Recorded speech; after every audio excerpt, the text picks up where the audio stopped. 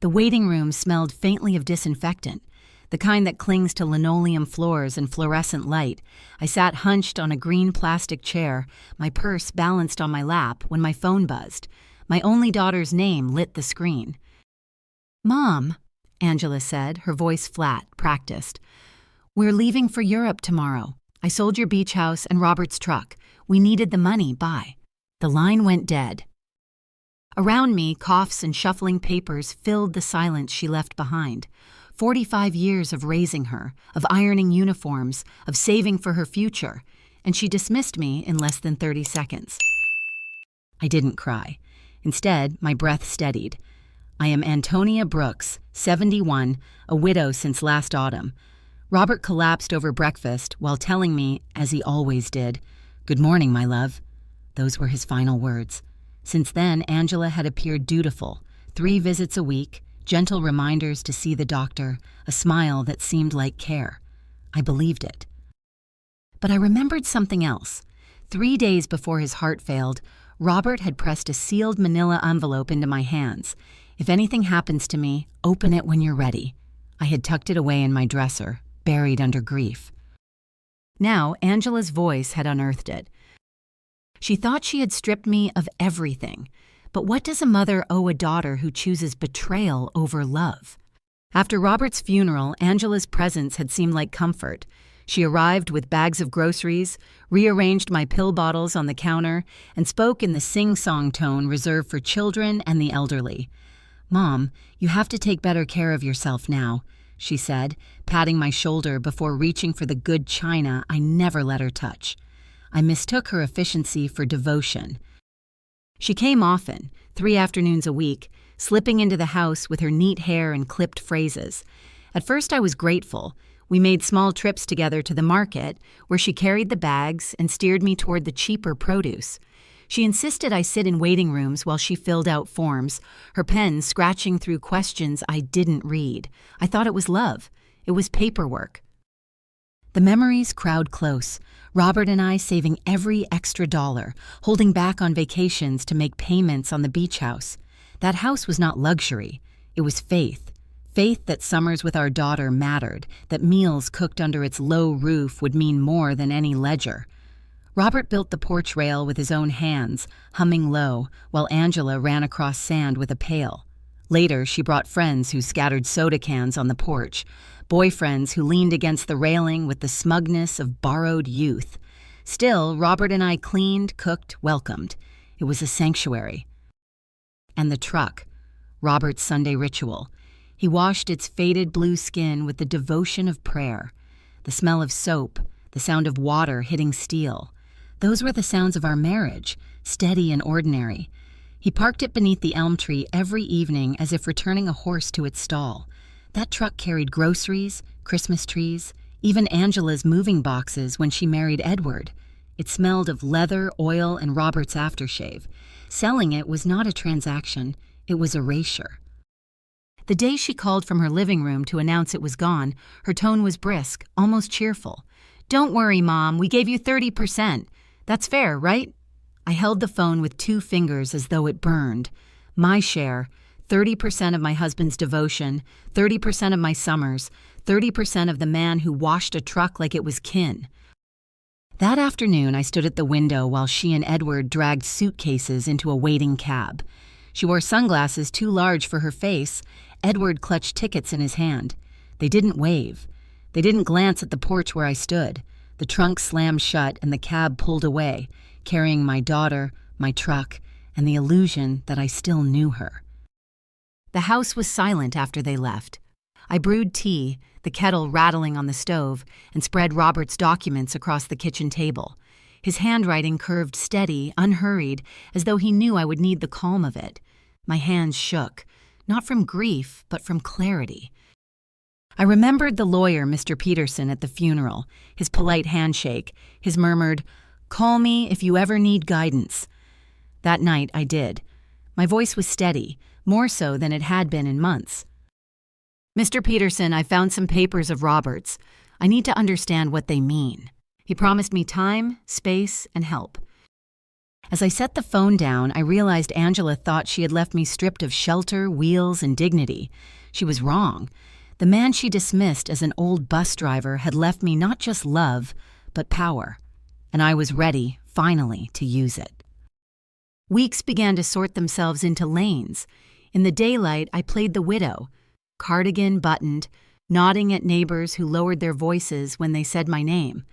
In the afternoons, I became someone Robert would recognize, a woman with a pen, a folder, and a list. Mr. Peterson's updates arrived like steady rain. Title to the beach house returned without a splash. Filings clicked through the city's slow machinery until the company's hands were, finally, my hands. Word drifted through the grapevine that Edward's debts weren't vines but wire, wrapped tight around accounts, favors, and the apartment he thought he could leverage. When the banks tugged the deed, they found a shell company with my husband's name buried in its bones. Somewhere in Europe, Charm was running on fumes. The truck proved thornier. In those first weeks after the funeral, Angela had slid a power of attorney beneath my grief, the way a nurse tucks a thermometer beneath a tongue. I remembered my own signature, crooked with sorrow. Mr. Peterson said he would try. I told him we would accept what could be repaired and mark what couldn't. Then I drew the line. Send the notice, I told him. 2 words, clean as a cut. Not a lawsuit, not a public spectacle. An ordinary eviction with extraordinary meaning. A boundary placed where my daughter had removed all of mine. That night I lay awake and listened to the house breathe. The refrigerator's low animal hum, the tick of the hallway clock, the whisper of elm leaves against the window, the same chorus that had soothed me for 45 years. Love is not the softness Angela prefers. It is a carpenter's patience. Measure twice, cut once, live with the seam. The price of that patience was sharp. Every instinct tilted toward rescue. Every memory argued for mercy. I let the ache pass through and did not move. By morning, Aurora brought news the way sparrows bring straw. Small pieces, urgent. Edward had tangled the banks enough that auditors were asking questions. Someone's brother-in-law at a branch office had said Angela would need to fly back and face the music. I watered the geraniums and let salt creep onto my tongue from a memory of the shore. Boundaries can be brine. They sting before they heal. Mr. Peterson called earlier than usual to say the filings were complete, and the letter was ready to walk itself into a doorman's hand. I brewed coffee and placed Robert's pen in the center of the kitchen table, an ordinary relic turned talisman. Outside, the mail truck grumbled past, and the day carried itself forward as if nothing in the world had shifted. Angela landed alone. Aurora saw her arrive after dark, moving like someone who had been awake under bad lights for too many hours, a single suitcase bumping behind her. The superintendent used an emergency key. Angela had none. By afternoon, Mr. Peterson confirmed the notice had reached her fingers. The phone rang at 8. I heard desperation before hello. She described a letter with a company name she did not recognize, the demand for 30 days, the sudden understanding that the apartment was never hers to pledge. She spoke of Edward in fragments, vanished lines, dead numbers, a woman in Paris with a different laugh. She did not say sorry. She said she had nowhere to go. "Come in, honey," I said when she reached my door, and the 2 words felt like a bridge lowered across a moat. She stood thinner than I remembered, the beautiful carry-on now scuffed, sunglasses tucked into hair that had lost its gloss. The kitchen took her in with steam and chair scrape and the ordinary mercy of a clean mug. She wrapped both hands around it as if heat could teach steadiness. I kept my performance small. The worried mother, the careful listener, the nod that says, "Continue." I did not mention the beach house back under my name, the filing stamps, the keys that glinted in a drawer she could not see. I showed her the guest linens instead. In her old room, teenage posters had left sun-shy rectangles on the walls. The window still framed the same slice of elm. Laying her suitcase on the quilt, she looked like a woman who had fallen out of a different life and landed hard. Later, when the house exhaled and her door clicked shut, I stood at the sink and watched the porch light pool on the steps Robert built. This was the price, to open my door and refuse, for now, to open my vault, to choose instruction over indulgence, to stand still while love did its precise, painful work. The line had been drawn. Tomorrow would test whether either of us could hold it. Angela moved into the house with 2 suitcases and a cardboard box. Her footsteps up the stairs sounded lighter than when she was a child, but every step carried the weight of a woman who had fallen hard. I watched from the kitchen doorway as she opened the closet, still lined with faint pencil marks where Robert measured her height. Her shoulders trembled when she ran her hand over those lines. For a moment, I almost walked in and wrapped her in my arms. The days that followed pressed heavily. Angela cried often, sometimes muffling the sound in her pillow, sometimes letting it out in the kitchen where she once bragged about Paris and investment plans. Now her voice shook as she admitted the truth. Edward had never built a business. He had built a wall of debts, loans with her forged signature, promises to banks he never intended to keep. Each confession was another nail through her pride. At night, I lay awake hearing the floor creak beneath her pacing. Once she stood outside my door, hesitated, then shuffled back to her room. A mother recognizes the silence of shame. It pulled at me harder than any insult she had ever thrown. Then, one afternoon, she appeared in the kitchen holding a manila envelope. "I found this among Edward's things," she said, her hands shaking. My name was written on the front in Robert's careful script. Inside was a short note and a small brass key. "Antonia, if you are reading this after the first envelope, it means our daughter is in trouble. This key opens deposit box 247 at the central bank. Use it only when you believe it will truly help her." Angela leaned forward, her eyes wide, searching me for answers. "Mom, a safety deposit box? What could be inside?" I steadied my face, swallowing the rush in my chest. "I don't know, honey. Your father never told me. But Robert had told me everything I needed. Trust your timing."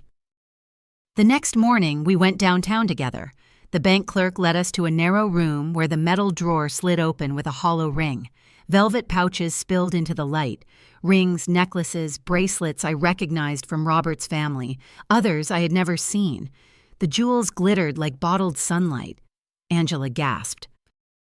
"This must be worth a fortune," she whispered, lifting a necklace so heavy it seemed to bend her wrist. I kept my voice plain. "They're family keepsakes." She spread them across the kitchen table that evening, her fingers trembling as she sorted value from sentiment. "If I sell them, maybe I can pay some of Edward's debts. Maybe I can keep the banks from taking everything." Her tears dotted the table. Watching her reduce heirlooms to numbers nearly broke me. My hands wanted to reach out, to say she could stop suffering, that she already had more protection than she knew. But then my eyes caught the envelope, Robert's second letter folded neatly beside the empty velvet pouch. His words were a reminder, sharp as a compass point. Use it only when you believe it will truly help her. Not now. So I poured tea, touched her shoulder, and said only, "Think carefully, honey. Once gone, you can't get them back." She nodded through her tears. I left her with the jewels and stepped onto the porch.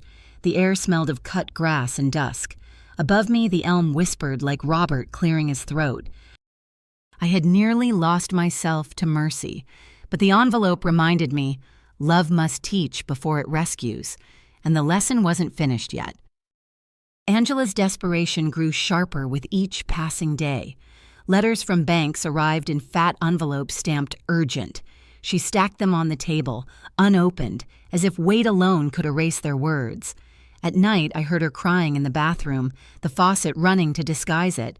One morning, she stood in the kitchen with red eyes and whispered, "Mom, I don't know how much longer I can hold them off." I let her pour out the panic. Creditors threatening, debts multiplying. Edward vanished. My silence made space for the storm. Then I suggested we meet someone who might help. "A lawyer," I said, my voice even. She stiffened, worried about the cost. I told her not to think about that now. 2 days later, we sat across from Mr. Peterson in his office. The marble floor gleamed. Sunlight poured through tall windows onto Angela's anxious face. She twisted her hands while Mr. Peterson opened a folder thick with documents. His voice was steady as he explained, Edward had forged her signature, taken loans under false pretenses, even used the apartment as collateral, though it had never been his. "You are not legally responsible for these debts," he said. "The evidence proves you were a victim of fraud." Angela gasped, her lips parting as if to argue with relief itself. "Then I'm free?" she asked. Her voice cracked. Mr. Peterson nodded, sliding the papers across the table. She stared at the documents, confusion tightening her features. But who paid for all this investigation? Who could afford? Her eyes found me. I drew a breath I had been holding for weeks. "Angela, there's something you don't know." I asked Mr. Peterson for the second folder. He placed it before her, heavier than the first. Deeds, bank statements, investment certificates, Robert's silent empire made visible.